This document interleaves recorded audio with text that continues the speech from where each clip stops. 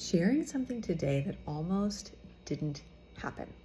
So, a couple weeks ago, I recorded an episode with the amazing Sunny Abada, and it is now live on her podcast, We Gotta Talk. I love all things Sunny, but I randomly met Sunny at an online workshop, and then we became Instagram buddies. And so, over the years, we followed each other and really enjoyed each other's content. And over the years, on and off, I have felt this pull. I've known people, colleagues, friends who have just gotten off social media. And I get it, because sometimes I feel overwhelmed, or I feel just like, instead of being fueled and excited and energized by something like writing or being on social media, some aspect of my life feels more like drudgery, and it doesn't feel like it's contributing anything good to my life. But here's the thing: I found that when I allow myself to have a little bit more flexibility, to have a little bit more responsiveness, to say, hey, when I'm not really feeling like showing up in social media, I take a break.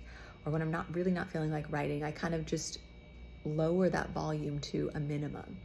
When I have that kind of flexibility and keep my eyes on the goal, so growing my business or, writing my book, whatever it is, that when I keep my eyes on the goal, but allow myself a bit of wiggle room on how I stay committed to that. So maybe one day I, do X, the next day I do Y, has actually created so much more expansiveness in me and in what I've brought into my life.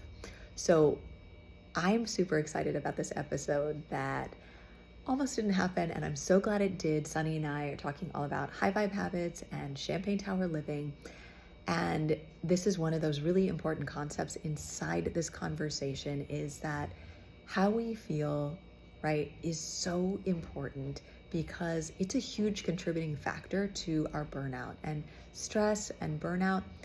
So many of the things that don't feel good in our life, that make us shut the door on something or someone, or something we're really after and wanting to create in our lives, is rarely the outcome that we want.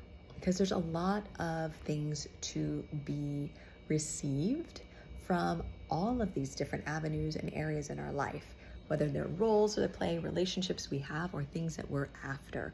So your reminder to, one, listen to the episode, but two, remember to show yourself some of that self-compassion and kindness. Set that goal, stay committed to the goal, but create some flexibility so that you don't burn out and that you can keep showing up.